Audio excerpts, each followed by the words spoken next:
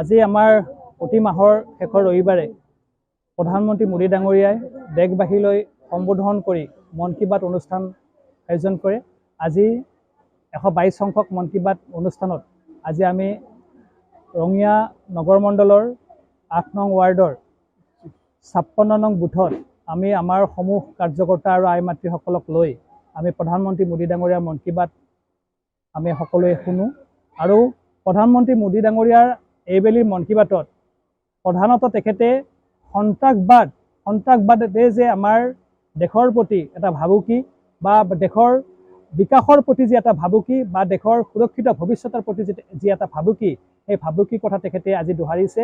আৰু আমাৰ যি সিদিনা আমাৰ জম্মু কাশ্মীৰৰ পেহেলগামত যিটো আমাৰ পৰ্যটকৰ ওপৰত পাকিস্তানী সন্ত্ৰাসবাদীৰ যিটো নিৰ্মম আক্ৰমণ আৰু যিখিনি আমাৰ ভগ্নী আৰু মাতৃক আমাৰ স্বামীহাৰা কৰিলে, সেইখিনিৰ প্ৰত্যুত্তৰত প্ৰধানমন্ত্ৰী মোদী ডাঙৰীয়াই এক নিৰ্ণায়ক অপাৰেশ্যন সেন্দুৰ নামেৰে সফল কৰিবলৈ সক্ষম হ'ল। গতিকে আজি আমাৰ এই 122 সংখ্যক মন কী বাত অনুষ্ঠানৰ জৰিয়তে আমি প্ৰধানমন্ত্ৰী মোদী ডাঙৰীয়াৰ প্ৰতি আমাৰ কৃতজ্ঞতা জ্ঞাপন কৰিছোঁ। তেখেতে আমাৰ দেশৰ জনসাধাৰণৰ প্ৰতিগৰাকী লোকৰ সুৰক্ষিত ভৱিষ্যতৰ বাবে তেখেত সদায় দায়বদ্ধ, তেখেত সদায় বদ্ধপৰিকৰ। গতিকে তেখেতে আমাৰ প্ৰতিগৰাকী নাগৰিকৰ এটা সুৰক্ষিত ভৱিষ্যতৰ প্ৰতি তেখেতৰ এটা সজাগ দৃষ্টি আছে। গতিকে সেইগৰাকী প্ৰধানমন্ত্ৰীক লৈ আমি গৌৰৱ অনুভৱ কৰোঁ।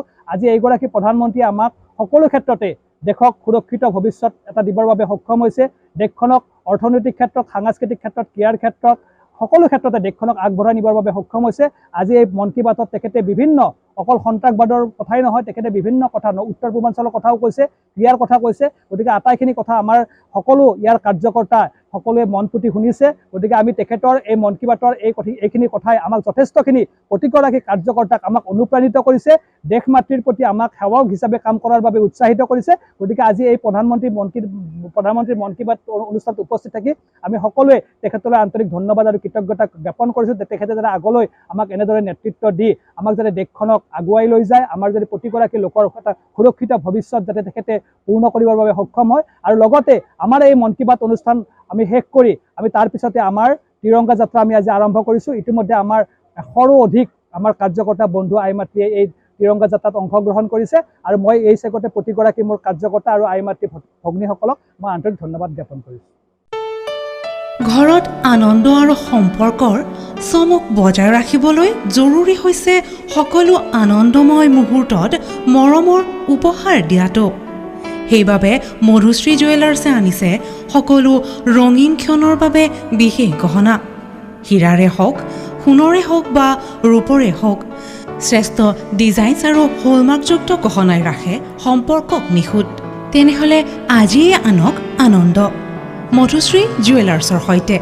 যোগাযোগ কৰক 7002800341 নাইবা ভিজিট কৰক LNB ৰোড, নলবাৰী, অসম।